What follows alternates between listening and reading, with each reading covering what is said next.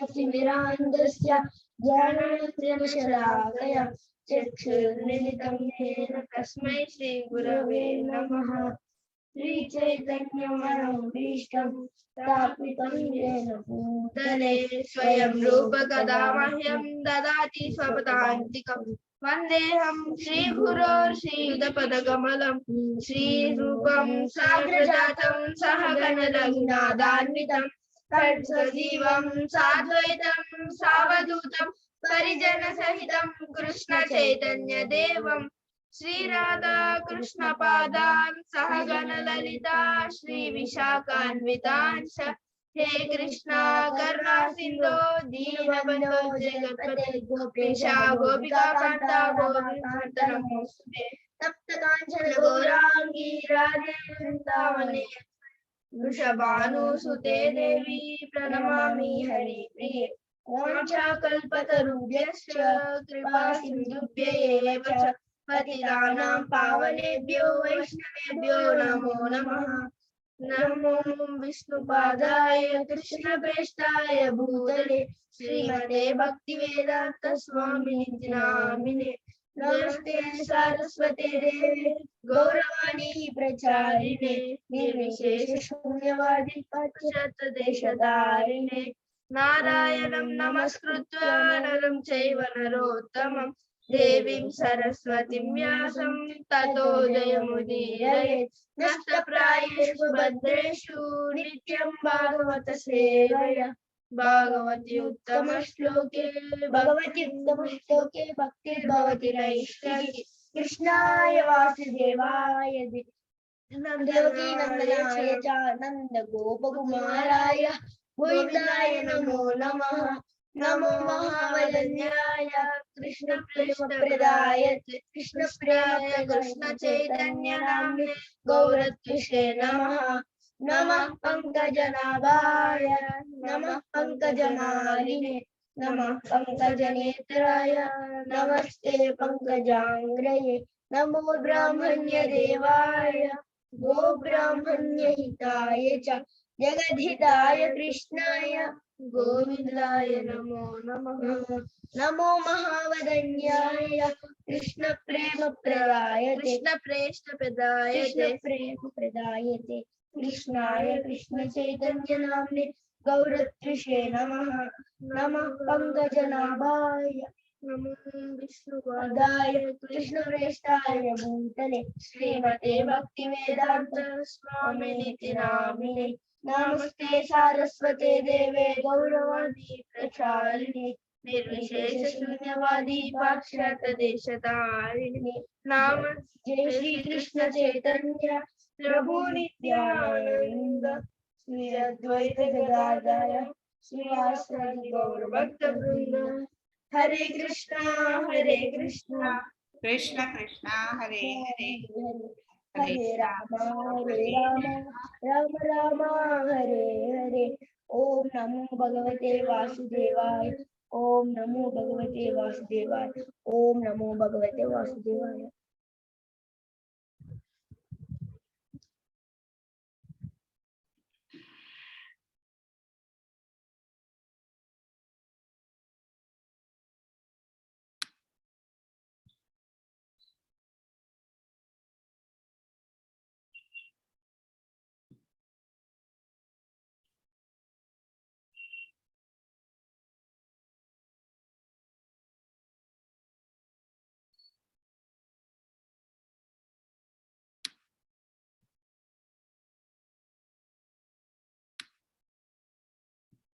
Hare Krishna.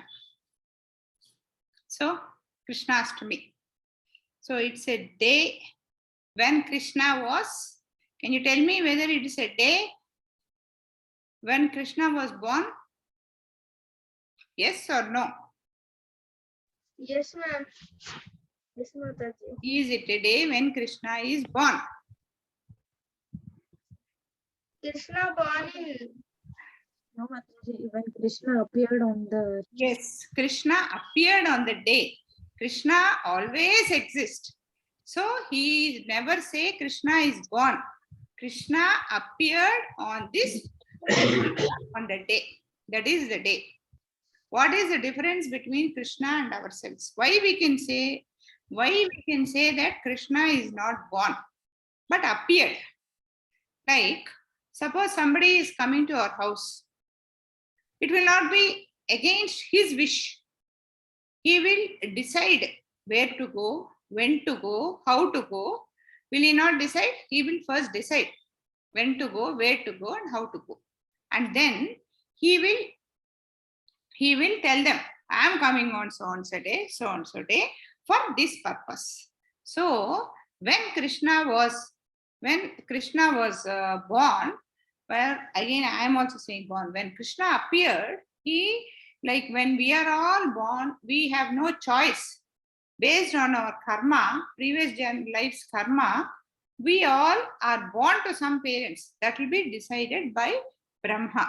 He will decide based on our karma. But Krishna, he has not come to this earth because of his karma.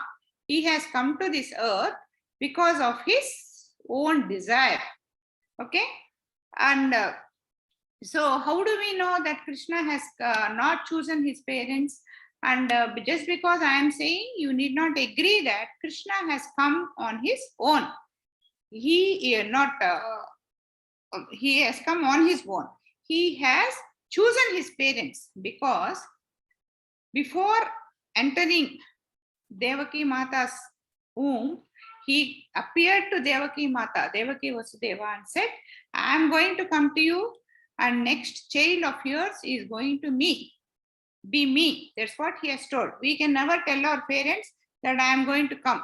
After we are born, after we get some knowledge, we will know who our parents are. And we can never choose our parents. It's that way, but Krishna has chosen his parents. And he was not born like us. When he was in the stomach also, before entering this world also, he came out of the womb and showed his four-armed vigraha to his parents.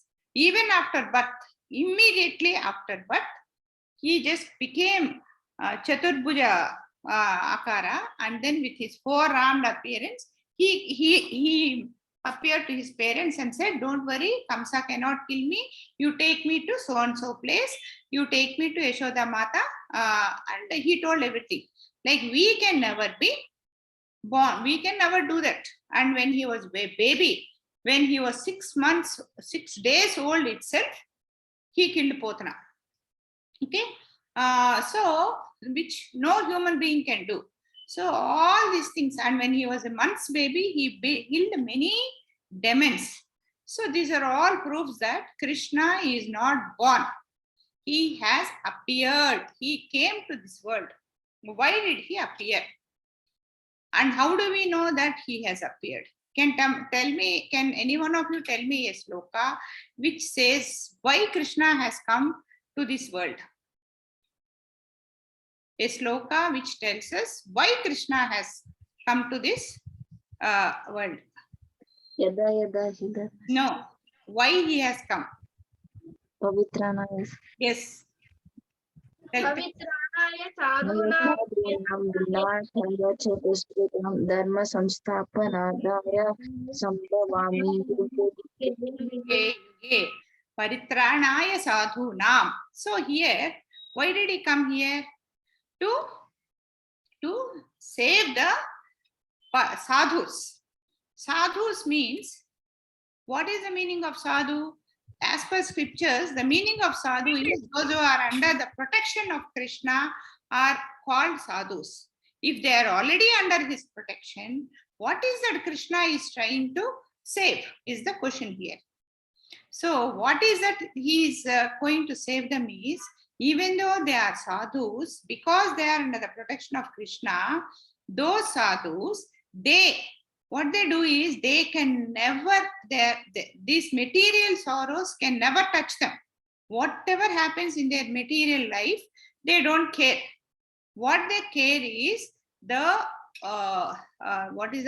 the separation they are undergoing with Krishna. They just burn in the fire of separation. So to relieve them from that separation, Krishna has come to this world. Okay. And next is Vinasaya Dushkutam. So Vinasaya, all of you know what is Nasaya. Nasaya means destruction. Vinasaya means destructing what? Again, why is he using an adjective there? Because he is not here to destruct the destroy the demon. Destroying the demon, do you think Krishna need to come? He need not come. Just sitting in the Goloka, he can just think, all these demons should die. They will die. As simple as that. Or he can just give one earthquake where everybody dies, or one corona type of disease and say all these people should be destroyed, he will destroy. So he need not come for that. But why did he come? Vinasaya. What is that he is destroying in them is not their demonical materialistic body. He is destroying the demon, the demonic attitude of them. The negative attitude in them is what Krishna is destroying. Vinasaya Dushkutam that is what he is destroying, and then uplifting them is what he is doing. Okay, and then as we know, and the last line says Dharma Samsthapanardhaya Sambhavami Yuge Yuge. And also for doing Dharma Samsthapana, should he really come? He need not come. Dharma Samsthapana, he is like a person like Prabhupada. If he is born and then just takes care of them, Prabhupada can establish Dharma in this world. So for that also he need not come. But still he has come. Why did he come? He has only come to do this Paritranaya Sadhunam. He and Vinasaya. See, the level in which he told is important. His first priority is taking care of his devotees. The second priority is killing the demonic activities of a demonic features of a demonic mindset of a bad people. We also, even though we do so much of devotion, we do prayers to Krishna, there's a lot of demonic thought in our mind which keeps going, which keeps aggravating the Maya in us. So to undo that, Krishna has come. And then finally Dharma Samstha. He is such a merciful man. We have a lot of examples. One small story is one Muslim once was attacked by a bear, and he was afraid. He got shocked that he is going to be killed. Even in that fearful stage, we know how a bear, how dirty it looks. And then when the bear jumped on him and then it was trying to kill him, he felt it is looking so ugly. So he said, haram, haram, haram. Haram means looking very ugly. Asayanga undi is the meaning. So it shouted as haram, haram. Then finally Krishna heard it as Hey Ram, Hey Ram. See, he's such a kind-hearted man. And then that man, when he was killed, he was taken to Vaikuntha. And then the Jaya Vijaya, who are the body guards at the Vaikuntha, was surprised. Hey, this fellow has just said haram. And then he is taken to Vaikuntha. We every day keep sitting here and doing chanting. Where are we going to go? Was their question. Then again, one more thing is, Krishna doesn't like this kind of attitude also. Thinking, I am doing so much of devotion. That also is wrong.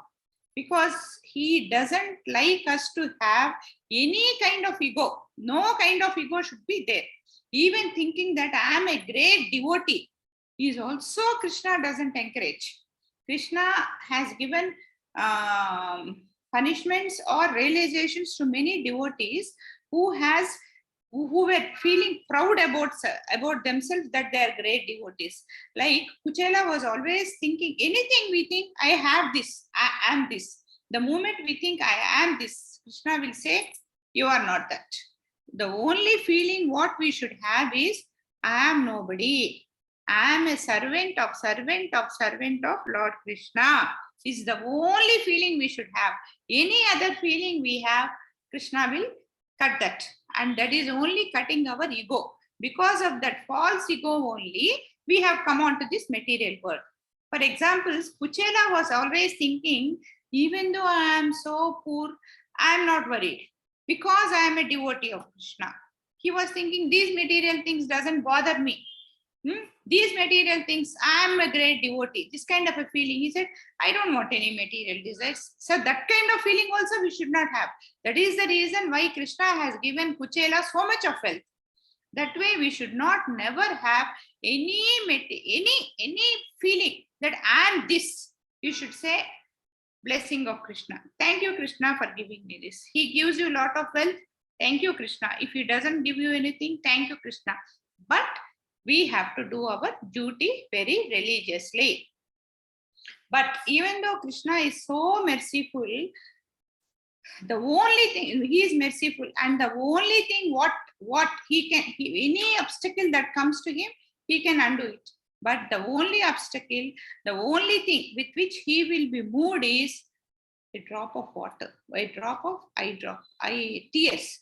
He can cross the ocean, but he will be totally drenched in the one drop of tear that comes in the devotee. For example, when Krishna was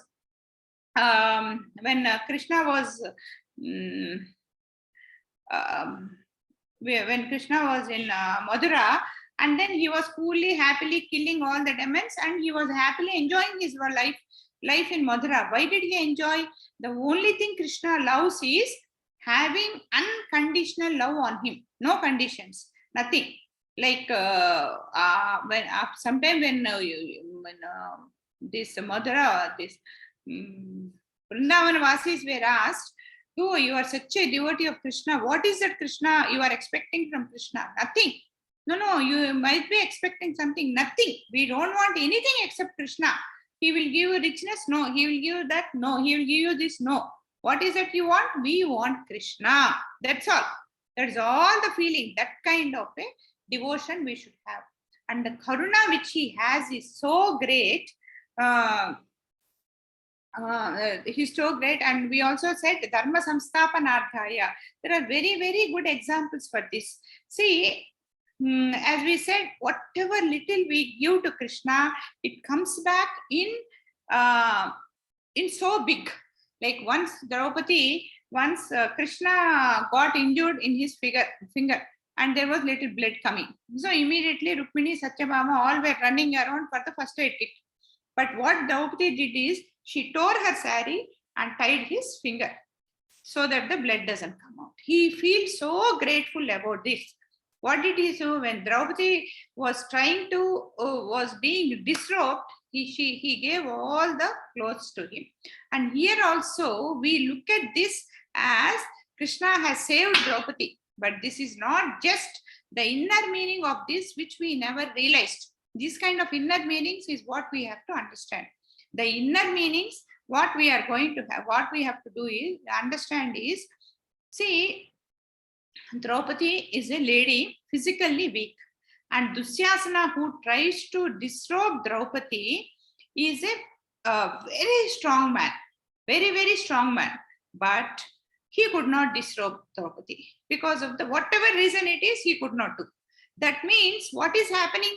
The ego of Dusyasana is what is killed. Now Dusyasana has to understand that I am nobody before Krishna. I see disrobing a lady in between so many people when nobody is objecting is such a simple job, which such a great warrior could not do. So that way, what we have to forego is our ego. So that's one thing. And then, okay, now we will today, so now we have discussed why Krishna has come to this, appeared in this world. So here we will try to understand some of the glories of Krishna, because understanding all the glories, it is time won't permit. Again, we'll have to have a five-week session for that. Okay, so we'll understand some glories of Krishna. So So in this material world, what is that we are all looking for? We are all looking for happiness. And we all think that this happiness is materialistic things. That means I think if I wear a very nice saree, I'll be very happy. And then after wearing the nice saree, what will my happiness become? My friend sitting next to me, is she appreciating me for my saree? So my happiness has shifted. Only when she appreciates, I'll become happy. And then this happiness is gone. Next moment, another friend comes. She wears a better saree. Hey, I want that saree. That way, if not saree, something, if not something, continuous. It's a continuous process. This month, this time we get 90%. We are happy, but we want 100%. So again, we keep struggling. What is it we have to do? We have to do our duty and leave the results. So this material happiness is never ending.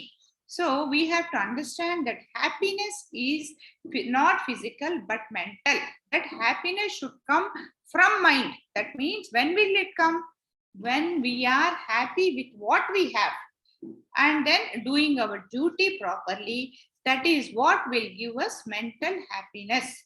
The same situation, what makes me happy now, the same thing repeats again. I watch a movie, beautiful movie, excellent movie.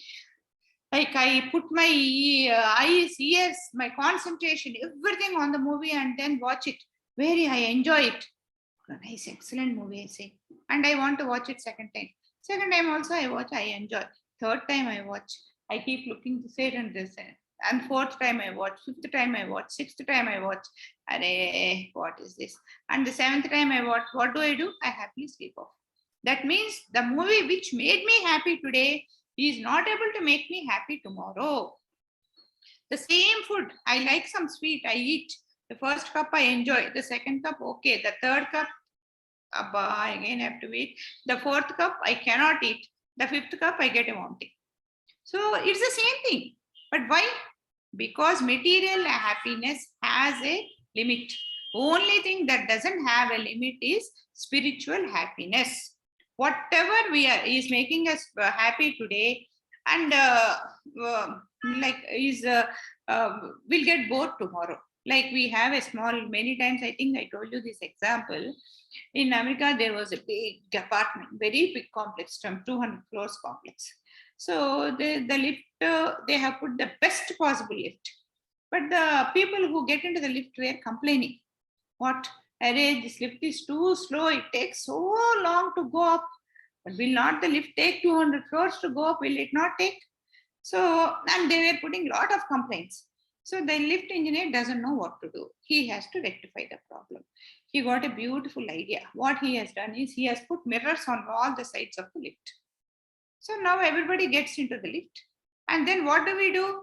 Our concentration goes onto the lift, our picture in the lift. Then we keep adjusting ourselves. We just keep adjusting. How am I doing? How is this just for me? And our concentration is on our picture. And that is the most interesting thing what we can have. So the moment our concentration goes there and we start enjoying what we are seeing, we don't realize the time. Then the lift comes. Then they say, oh, because he has switched on the lift for 2 days and then switched it on. The lift is fantastic. You have really repaired the lift. The lift is going very fast. We are not able to feel the time, the same lift, the same engine, everything the same. So that way, for the same thing, depending on our mindset, here, what is that has changed? Our mind has changed. So, so that is what is important. It is the mind which gives us happiness. Here, and also our materialistic love changes. Today, when we have to be very frank while talking this. When we are a baby, the only people whom we love is our mother and father. Only people. And if the moment they are not seen, we start crying, yelling, and doing a lot of things. And next step is grandparents. Next is siblings. So slowly as days pass, our world increases. Then comes the friends. Once the friends comes and we start moving with the friends, our attention towards the parents will reduce. Our love will be there in childhood.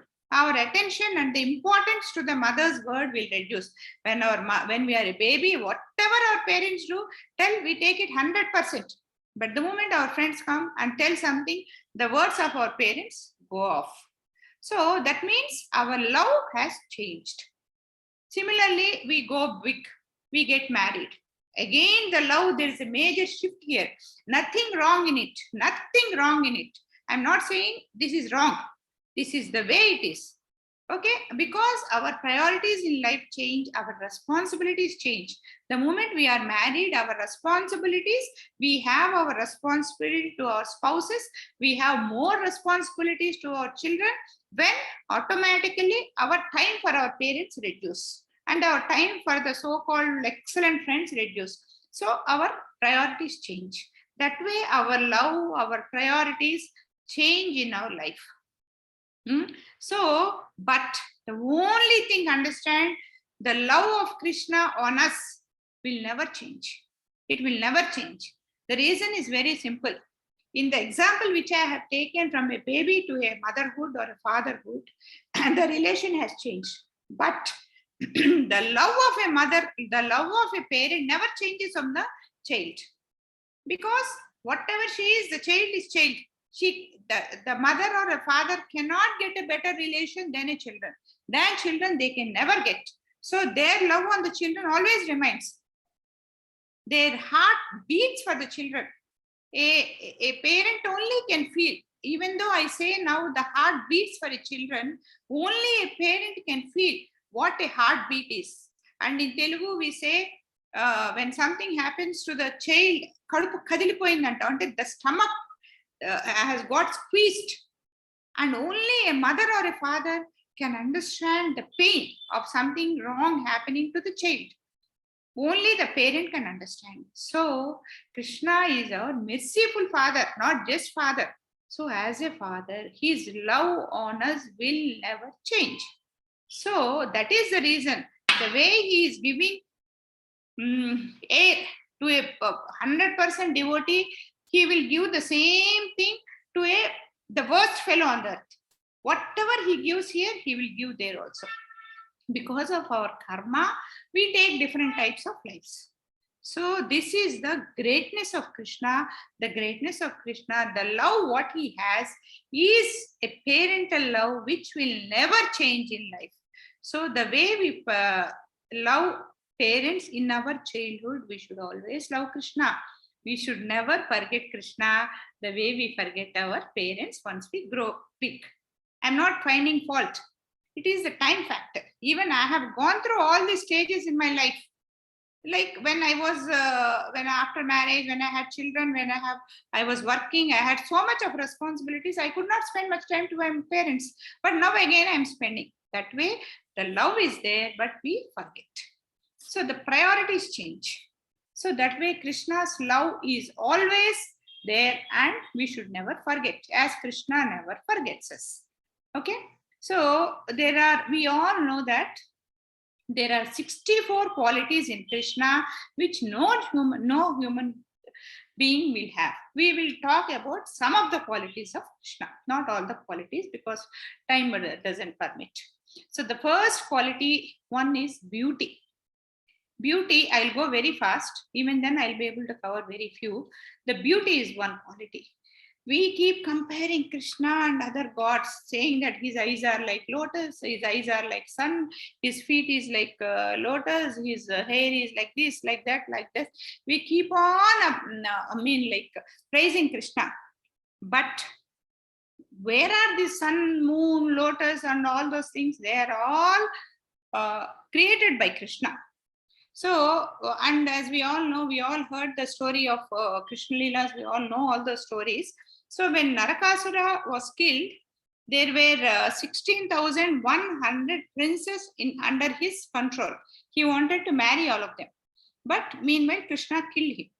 So those princes, when they were under the imprisonment of Narakasura, they were always talking about Krishna. Those days, there was no WhatsApp, there was no Facebook, so nobody can see others' photos. So they only talk about the beauty of Krishna. So they always, how beautiful he is, he was talking. So when Krishna, after killing Narakasura, when they saw him, first thing they said is, Krishna, we are extremely sorry.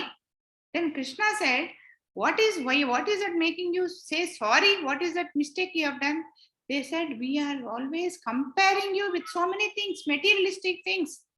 But you are so beautiful, you can never be compared with anything. The beauty is different. It has no comparison. So that's what they said.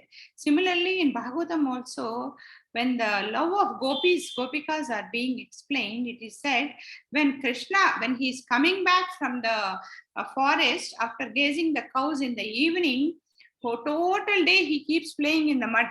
So all the, not mud, he spends his time with the cows. When the cows keep walking, all the sand, the red sand on the soil rises and falls on Krishna, with all the dust and all the thing on his hair also.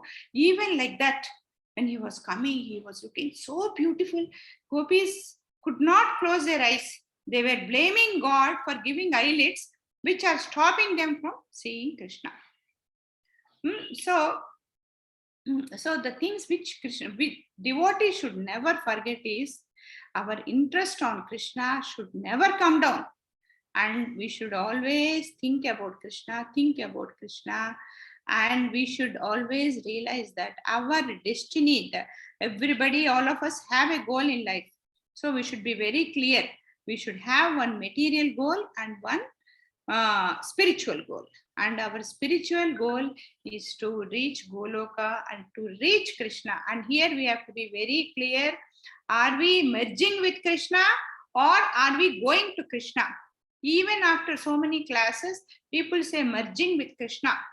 Here, keep the one example in mind, which will give clarity on this. We are telling we are Krishna's children. Okay? And materialistically, we are our parents' children. Okay? Is there any way after death we can go back to our parents, into our parents? We cannot go back. We can never go back to our father. We can never go. Once separated is separated. That's all. What is it we can do? We can only, wherever we are, we can go to our parents. We can spend time with the parents. We can have some beautiful time with our parents, but not go and merge with our parents. Similarly, please be very clear that we will never merge with Krishna. Never merge with his light. We have Krishna. Why talk about his light? So we only merge with Krishna. We never merge with Krishna. We only go to Krishna. And Bhishma also in the war, he says, after in the war, what happens? It's dust, like the war, the Kurukshetra, which happened those days, was not like these days sitting in the office and then putting the switches where the bombs go and fall. They go into the war field, and the war field is a muddy place. So when all the horses run, you know how much of dust will rise. And in the dust, the gray dust falls on Krishna's black hair, and total body is covered with dust. And when Bhishma has put arrows on Arjuna, Krishna tried to save him. So many of the arrows have hit Krishna, and the body was totally bleeding, Krishna's body. And because of the hard work he was putting there, he was sweating with the dust, with the sweat, with the blood also. Bhishma, when he was in Sampasaya, was praising Krishna. Even at this stage, how beautiful you are, Krishna. This is what is beauty. That is what he said. And even in the war field, the joke is, many of them, when they come in front of Krishna, they forgot to do the war, and they were saying, what kind of a beauty is he? This is what is beauty. That kind of admiration they had. So what we do is, we get on our birthday, we decorate ourselves beautifully and then we think we are very beautiful. But Krishna is not like that. 24/7, whatever he is doing, wherever he is doing, he is beautiful. And in our scriptures, one of the Goswamis says, if you really love your family, don't go to Kesi Ghat. I have no idea where this is, because Krishna there with his flute is so beautiful that the beauty, if you look at him, You will simply forget your family and everything and stay back there. That is the beauty of Krishna. Okay, and greatness. When Krishna was born, their parents, Yashoda, Nanda, Yashoda's normally, even these days, it again started. We all show our astrology of the baby to the astrologer. The astrologer has seen the astrology, and it seems there are 32 qualities which decide our future, our character, and various things. So those 32 qualities, the astrologer was surprised. Arey, all the 32 qualities are there. How can there be somebody with all the 32 qualities? Is what he said. And how come he is born in this kind of a family? And that is the qualities, the greatness of Krishna. And we devotees have. Are we all devotees? Yes. Are we all devotees? No answer. Yes. Yes. Siri says yes. Mataji. Yes. Rohan says yes.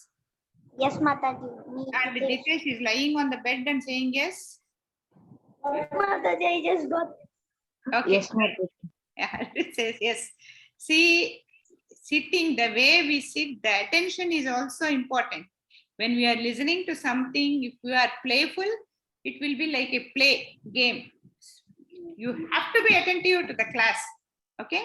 So, if we are devotees, it is said in our scriptures that all these 32 qualities will come to us. But as we all say, Krishna has all these qualities in totality. That means if each quality, if he has to the extent of a ocean level, we get the quality in the size of a water drop.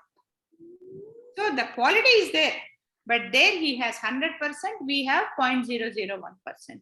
The more devotion we do, the more understanding we have, the quality, the percentage of the quality will improve. So if we want to increase the good qualities in us, we have to understand the scriptures and we have to be a devotee. And he is very strong. Should we know, any one of us have any doubt that he is not strong? Does any one of you have any doubt? Nobody is answering. Okay. I have no doubt. Because he lifted Govardhanagiri when he was 7 years old. He was just 7 years old. How did he lift? He just put it on his little finger. And he stood there like this for 7 continuous days without, and normally anything we give, we change our hand and do like this, and then again change this hand and do like this, and then say, please hold it for a minute, I'll come and hold it again. No, he was coolly standing like this. He never said, I'm catching. He just coolly caught it like this. As if, and that is the greatness, that is the strength of Krishna. After all, a creator of this total creation, this Govardhanagiri is a small piece for him. Okay? And he was such a tender person at that age. And when you look at him, he will be like any small 7 years old boy. That's all. And in Bhagavad Gita, we already studied this sloka that he is the source of the strength to the strong people. We all say, I'm very strong, I'm very strong. So that strength, where does it come? It comes from Krishna. And here we have to be one thing very clear. We know what all Krishna has done as a baby itself. Forget about after growing. As an innocent small child itself, we know what great things Krishna has done. A lot of people claim themselves are God.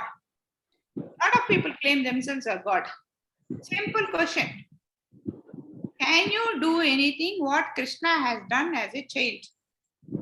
He has lifted Govardhanagiri for 7 days like this. I will give you an empty water bottle, a plastic empty water bottle. Can you just hold it without moving for 7 hours?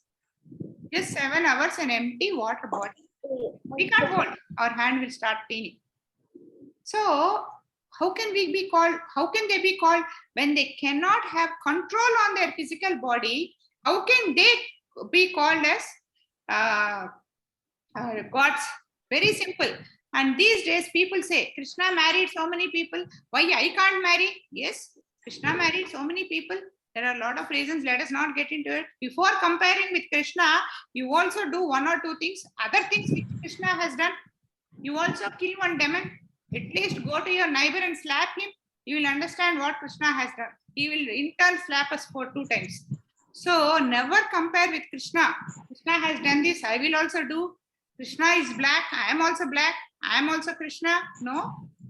Krishna is different. Huh? Krishna is his name is Krishna. My name is Krishna.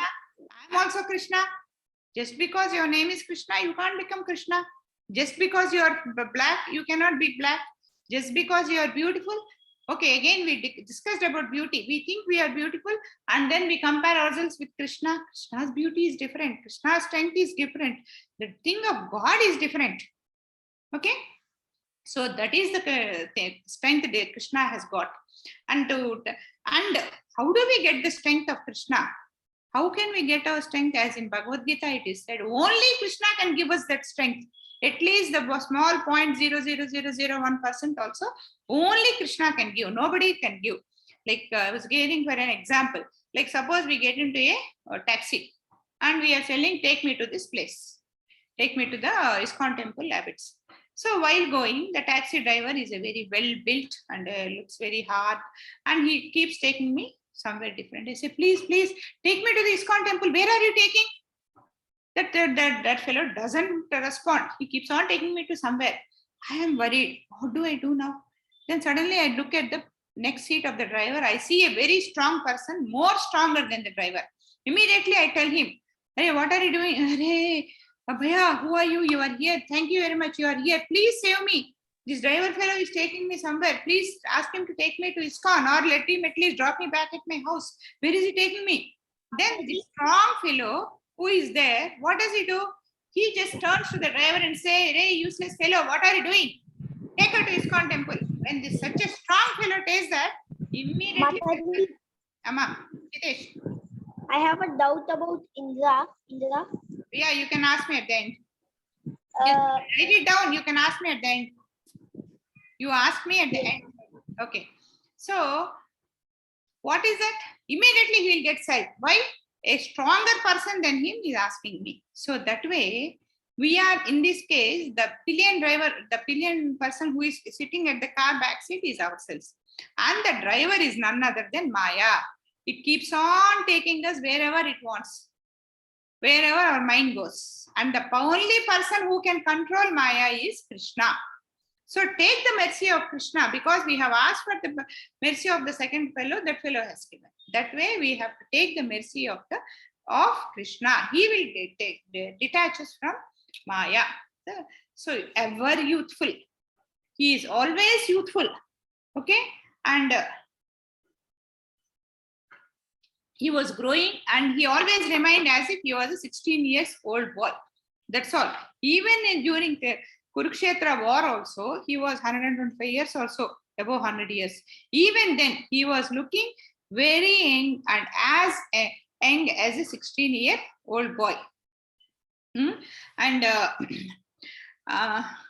so, where does this beauty come from? This beauty comes from mental peace. No tensions, we will also look beautiful. So, to look young and to look beautiful, what we do is to leave all the burdens and tensions on Krishna. So when we start believing in Krishna and start worshipping him, we will not do mistakes. The moment we don't do mistakes, we have peace of mind.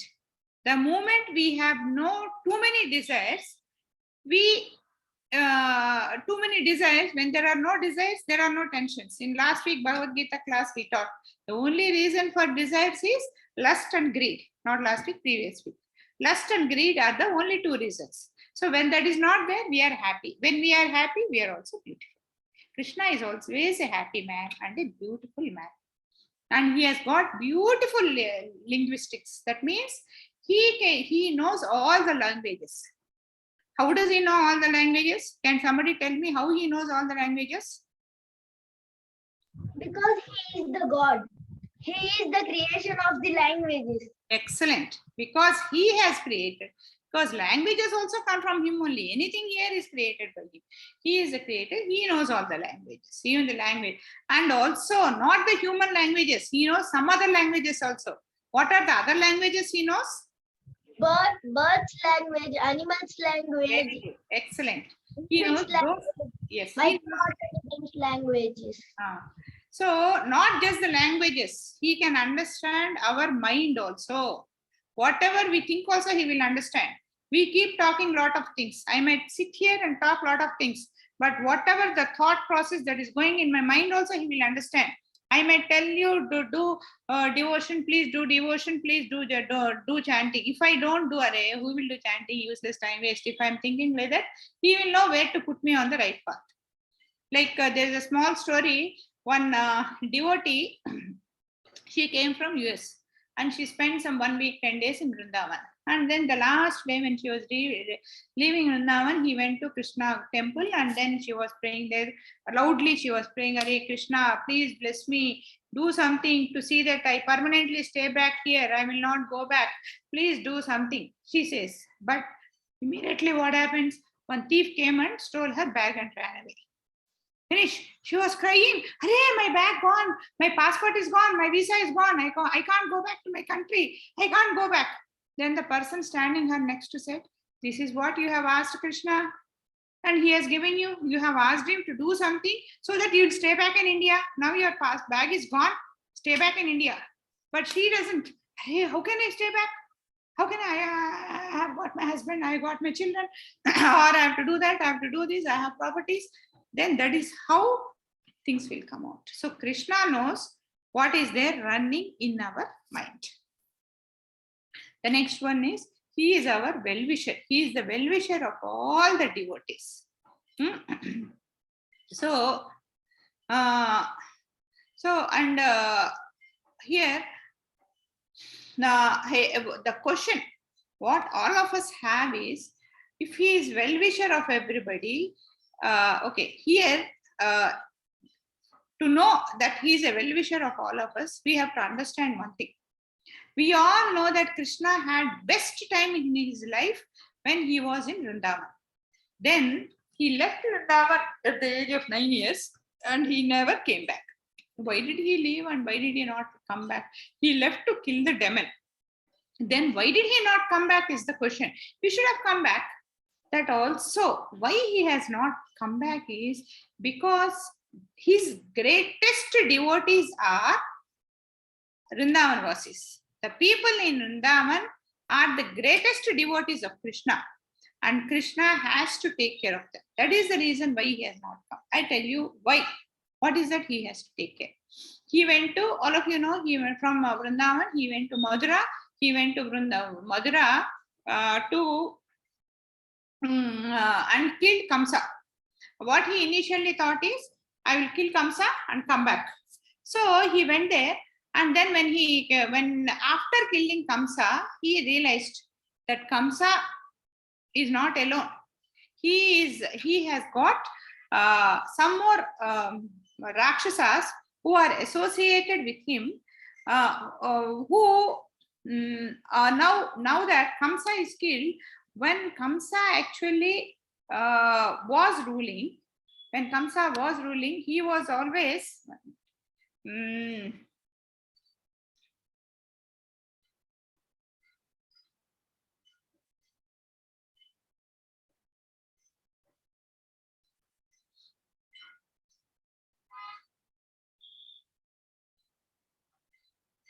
when Kamsa killed, when Krishna killed Kamsa, then he realized that he has to kill many other demons also.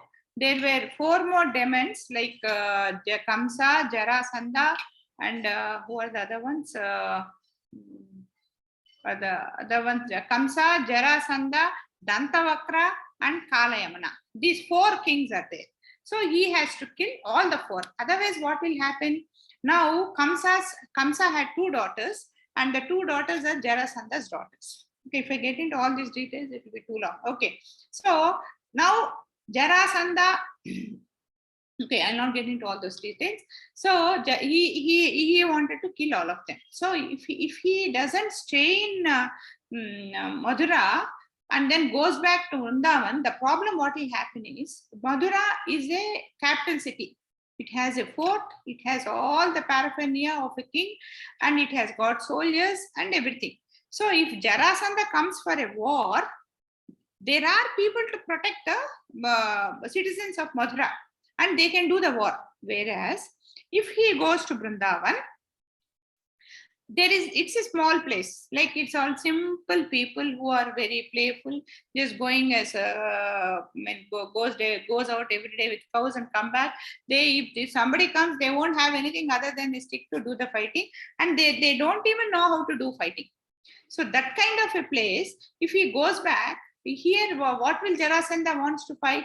He will want to kill Krishna. Not so. When he wants to kill Krishna and when he raises a war on Krishna, the war will be on Vrindavan. When he raises a war on Vrindavan, all the Vrindavan Vasis will get affected. So he didn't want that. So that is the reason he has not gone back to Vrindavan. And then the war with the Jarasandha happened 17 times. That we'll talk. Why it happened like that will come in one more quality of Krishna. So throughout his life, this is how because he loved his devotees at Vrindavan, he did not come back. Okay. And he also, how much does he love? Like my mother today gives me something, a very beautiful gift, I will love her so much. Tomorrow she doesn't buy whatever I want, immediately I will get angry. That is not the kind of love Krishna has on us. Whatever we give, he is happy. Can somebody tell a sloka for this? Jitesh, can you tell Patram Pushpam Phalam Toyam? Wait, you have already told, no? Jitesh, can you tell this? Patram Pushpam Phalam Toyam? Yes, Mataji. Yeah, switch on your video and tell. पुष्पं फलं तोयं यो मे भक्त्वा प्रयच्छति तदहं भक्त्युपहृतम् अश्नानं प्रयतात्मनः. Very good. All of you remember SSP slokas. I am very happy. So what is that he is telling here? Just give me one flower, a fruit, water, or a leaf. That is enough for me. In turn, he is going to give us whatever we want. Here again, one thing all of us have to be very clear is, because he said, give me a fruit, a flower, a so-and-so, so-and-so, it doesn't mean that we eat our food plateful, sitting here, all kind of feast, and then give Krishna one fruit. No.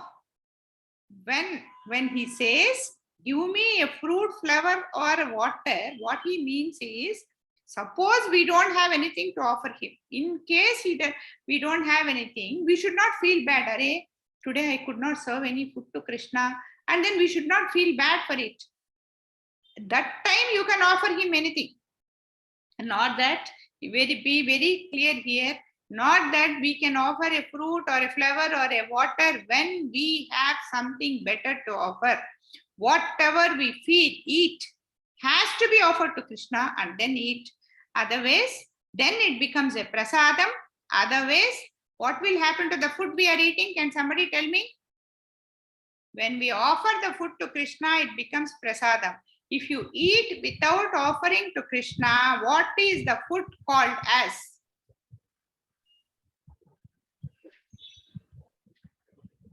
Papam.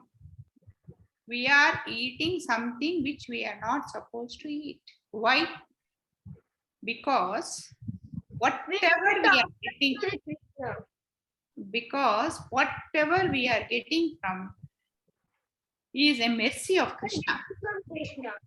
When somebody gives us something, immediately what is it we say? Thank you. Anybody, at least if we are little cultured, immediately we say thank you.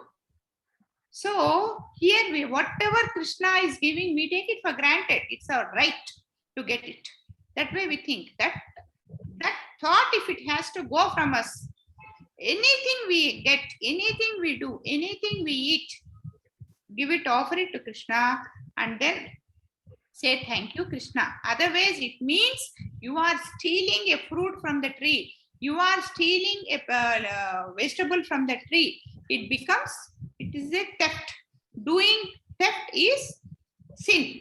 So we are eating sin if you don't offer food to Krishna. Daily, whatever is there, please offer to Krishna and take. Just put it in front of Krishna and say Hare Krishna, Krishna Krishna, Hare Hare, Hare Rama, Rama Rama, Hare Hare. Just say that 3 times and then eat. Mix that in the total food and eat. Then you are eating prasadam. The moment one starts eating prasadam, we will automatically get purified.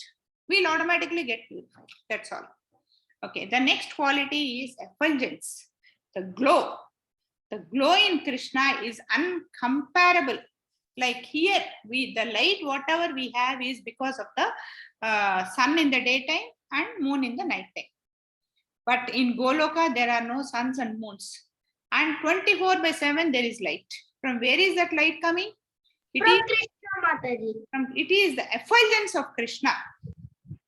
And also, even the little Krishna who came to even the little Krishna who came to this world was always giving that effulgence. Like Gopikas used to come and complain to Yashoda Mata saying, you are putting so many ornaments on Krishna. And what is happening? These ornaments are shining so much that wherever Krishna goes, there is a light. And we hide our, butter inside somewhere. And he is able to see, even in the darkness. So Yashoda Mata removed all the ornaments. Even then, he could see the light. Wherever he goes, there is light. That is the effulgence Krishna has. And the next quality is he always keeps us his word.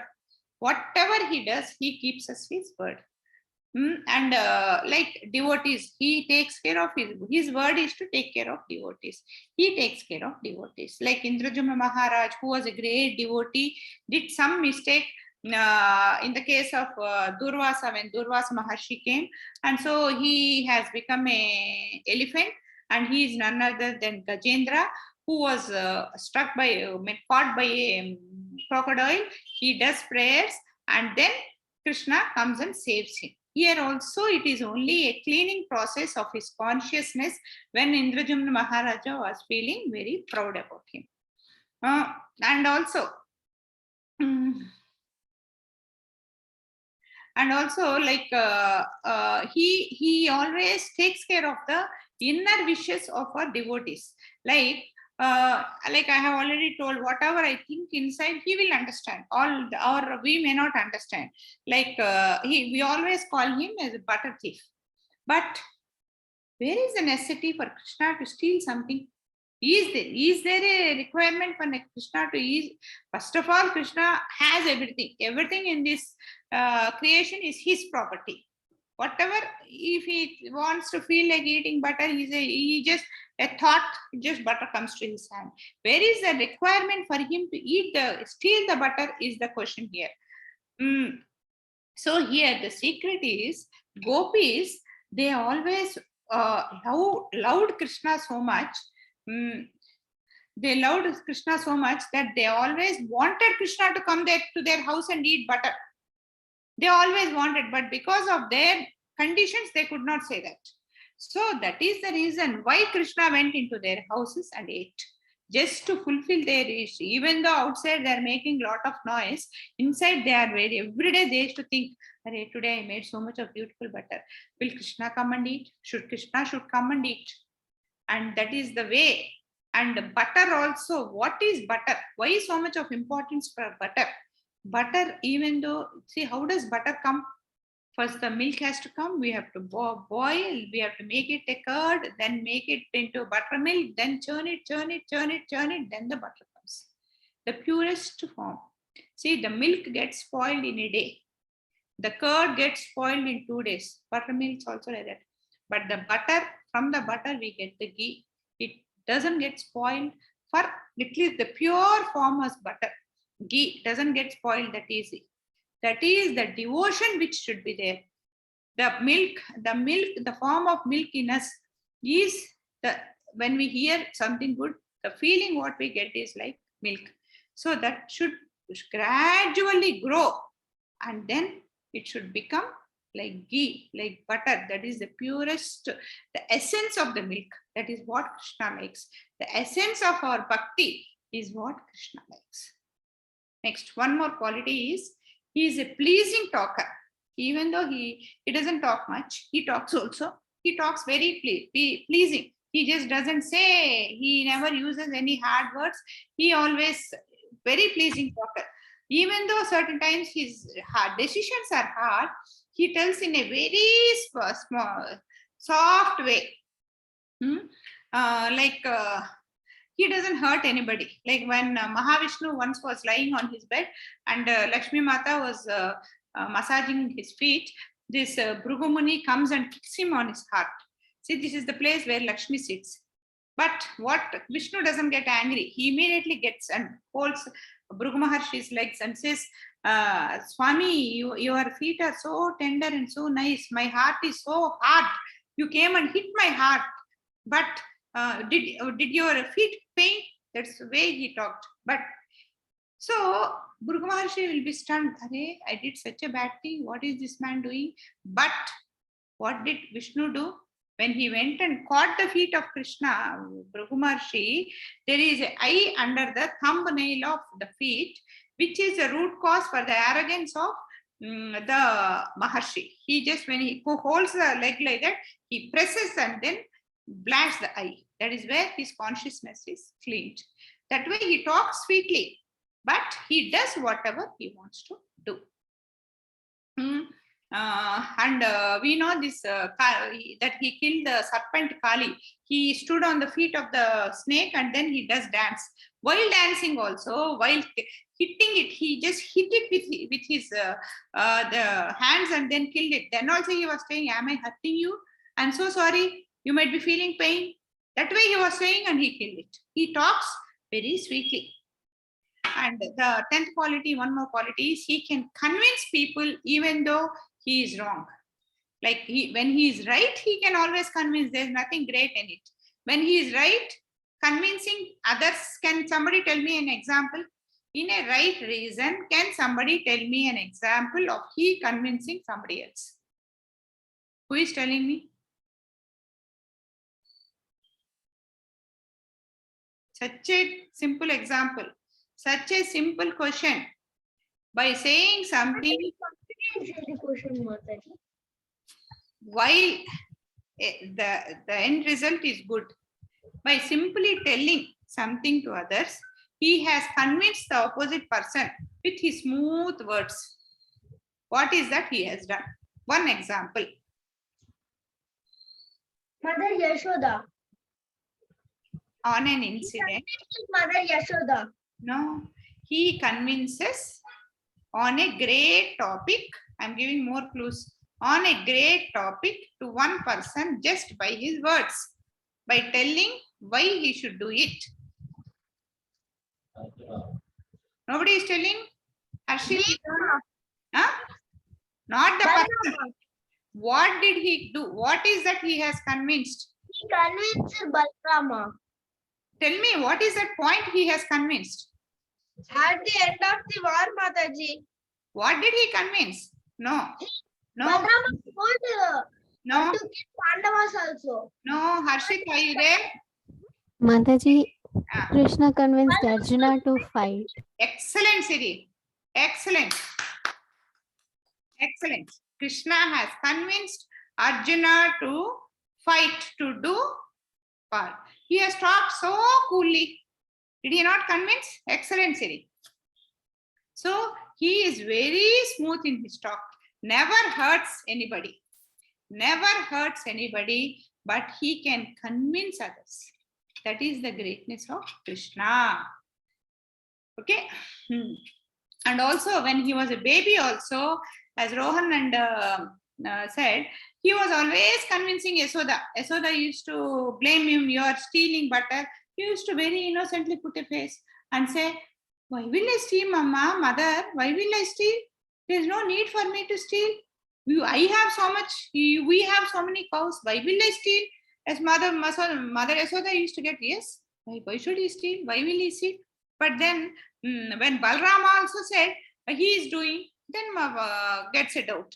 And when Mother Yasoda also sometimes sees him stealing, then when he says like that, he gives such kind of a explanations that everybody says.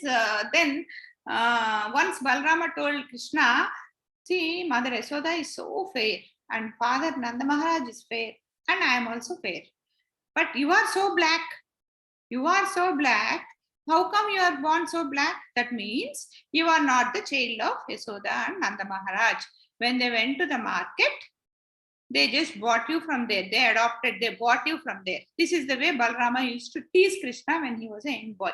So in turn, Krishna used to come and cry with his mother.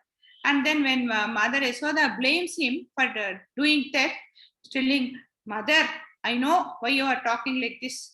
Because I am not your son, because you adopted me from the market, you are doing all this. Otherwise, why will you say that I am doing something which I have not done? Then immediately mother used to feel so bad. No, you have not done. I know you have not done. He said, no, I have done. I know I am a thief. That way he used to convince. And in major issues also, at those days, that Govardhanagiri episode, why did it happen? They were all doing, every year they used to go and do tapasya to the Govardhana, yagam or yajnam, whatever it is, to the Govardhanagiri. But that is to Indra. They used to do to Indra. But Krishna convinced his father, saying that Govardhanagiri and Krishna are not different. Both are same. So he has to, they can as well pray Govardhanagiri, because Govardhanagiri is a natural resource. It has got trees, it has got a lot of grass for the cows to graze and all those things. And he could convince his father to change the custom. So here comes the So what does he say? He says, you pray me, you put your concentration on me and become my devotee, and then pray me. I didn't get that. Could you try again? What is this? So he says, I have to get convinced. Pray me. And I'm then, not sure I understand. what is happening?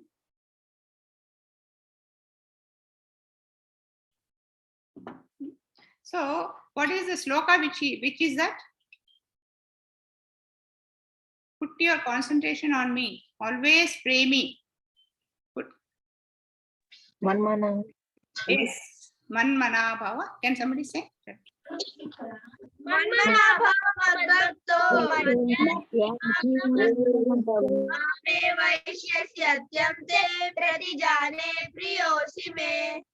Yes. So he can convince people on all this. So he is also convincing us on Bhagavad Gita. So we know now, as Siri has told, he convinced Arjuna to do the war. He told Arjuna why he should do war, and finally said, it is left to you. I am not asking you to do. He says, your decision.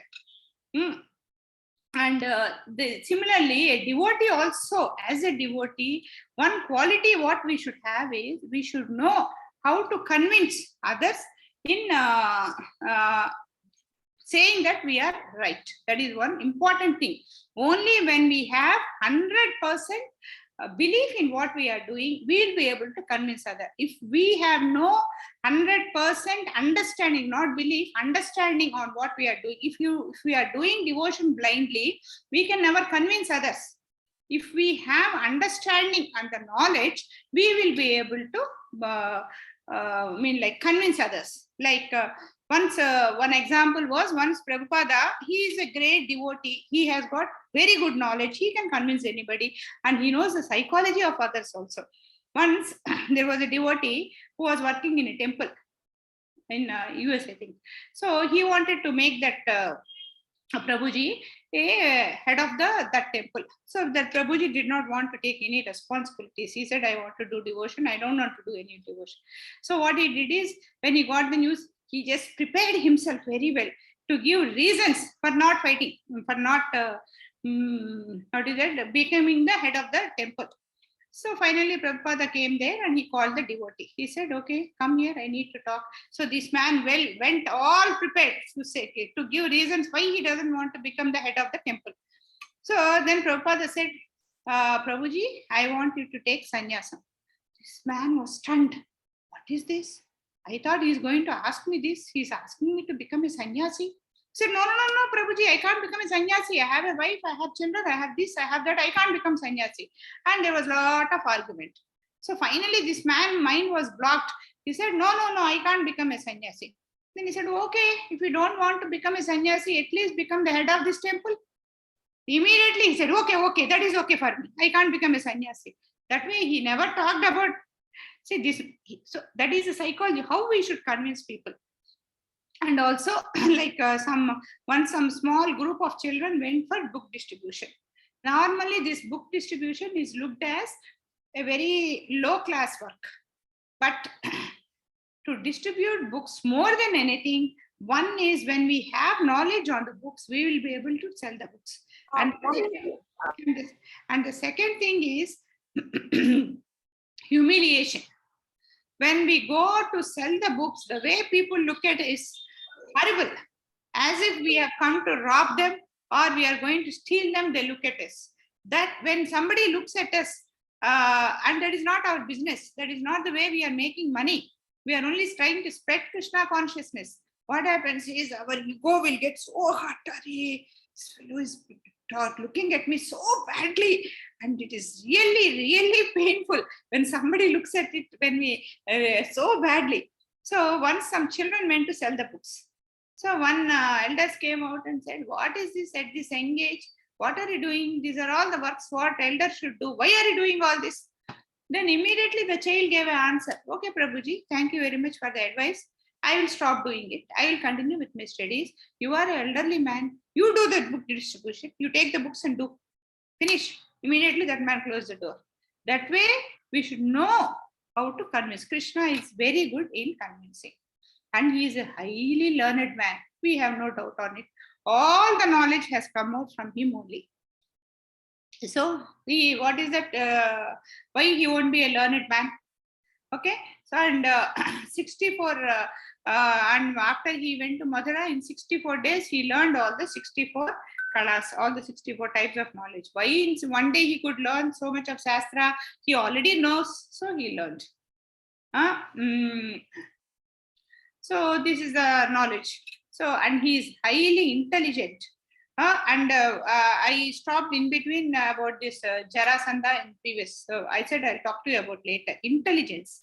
How intelligence works is, he allowed Jarasandha to attack Mathura 17 times. And every war, he used to kill all the followers, all the demon in the war field except Jarasandha, and then let go Jarasandha.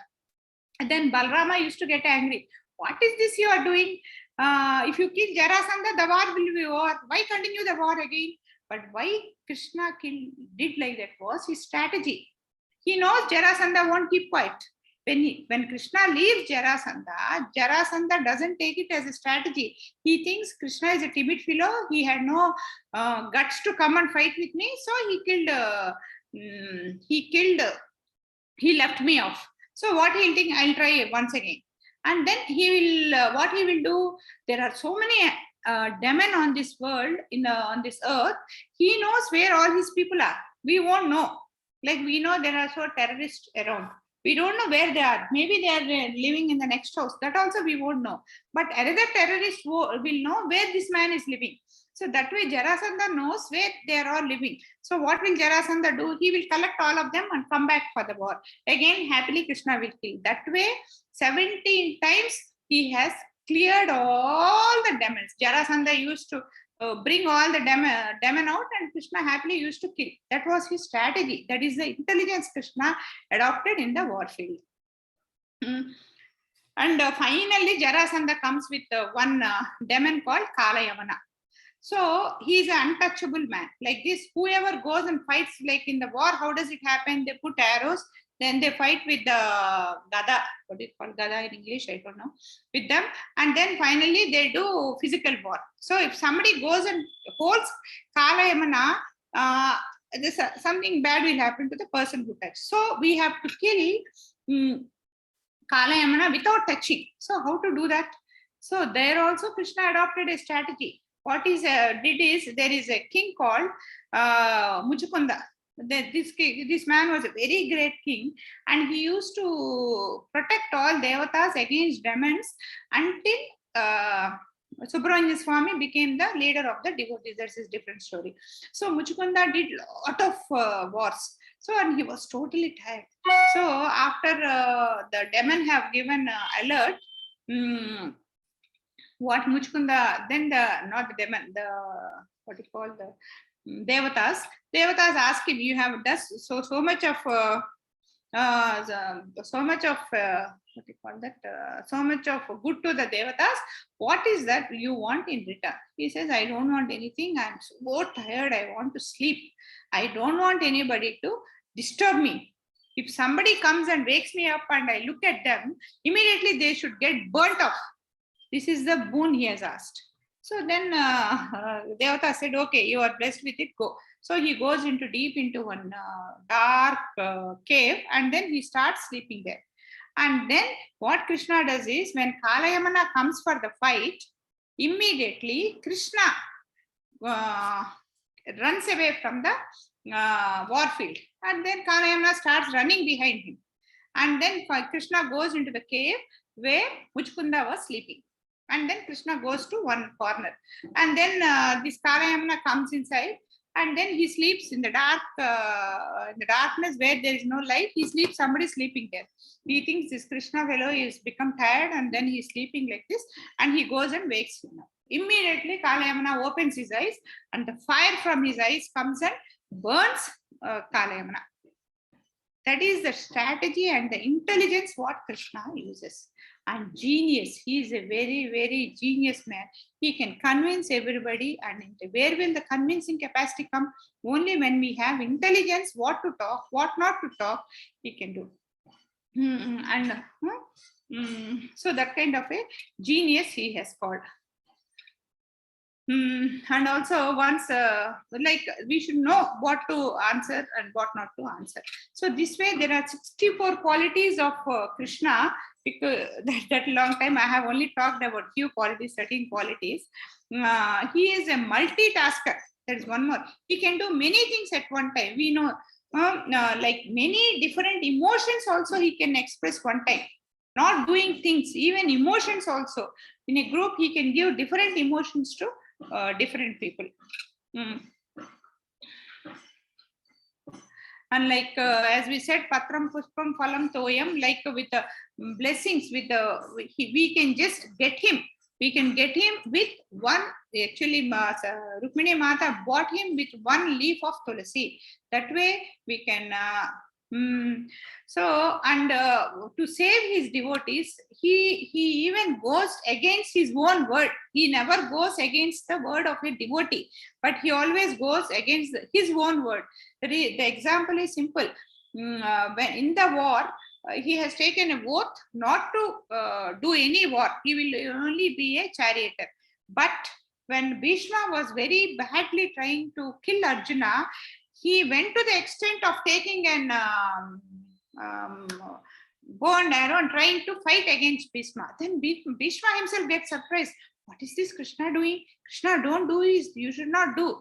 That way he went. So to save his devotee, he doesn't mind breaking his own word. So that way he is such a great personality. He does not look, we have to be one thing very clearly. He does not look for any complication in us. We need not think that getting the blessings of Krishna, we have to do lot that, this, nothing we need. Knowledge also not required. Only knowledge we require is thinking that Krishna is the ultimate and Krishna is the merciful God, and we have to be we have faith in Krishna, belief in Krishna, and then always be grateful to Krishna. That is the only feeling we should have. We should have a childlike heart, not behave childish, but a childlike heart means pure heart we should have. And then Krishna will bless us in all ways. So today in the eve of Krishnaastami, Krishna Janmastami, we have discussed about few glories of Krishna. Hare Krishna, Krishna Krishna, Hare Hare, Hare Rama, Rama Rama, Hare Hare. I sincerely pray Krishna to give us such a clean heart, which will take us towards to Goloka. Hare Krishna.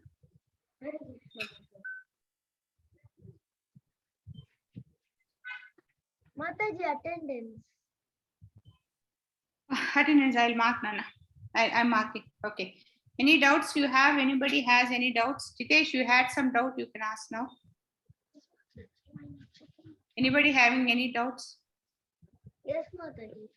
Mataji, at the start point of the class, Mataji, you said that Krishna came for one reason, no, Mataji, on the appearance of God. I know one another reason, Mataji. Is it correct or wrong? I have a doubt, Mataji. Yeah, what is that reason? One Mataji, I have listened in YouTube, Mataji, Nita Mataji.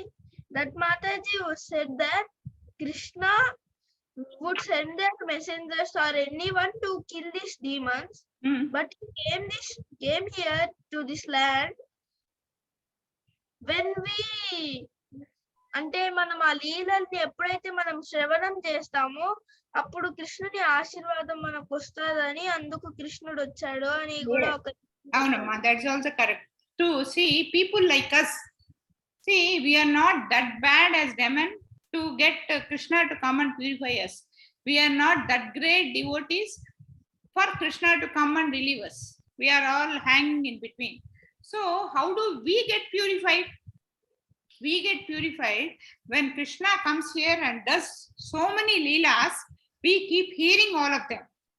By hearing itself, Shravanam, Kirtanam, all those out of the 9, this thing, first one is Shravanam. We hear the leelas of Krishna when our heart gets purified and we go back to Krishna. That's right. Yeah, Jitesh, you had some doubt? Yeah.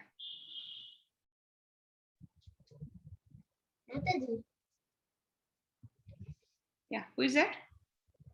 Have any doubts? Right, otherwise I'll close. I have to go for a satsang. Is there any reason, any extra reason, Mataji, for telling Bhagavad Gita to Arjuna? Only for telling Arjuna is only one reason. The second reason is it is for us. We are all studying and learning what is good, what is bad. Actually, that is all for us. Yeah. Shall I close? Mataji, when was the Bhagavad Gita first told, Mataji? From Is there, Bhagavad Gita is there in our scriptures, but it was reiterated by Krishna in Mahabharata. During Kurukshetra. Yeah, Hare Krishna. I'm closing. Hare Krishna.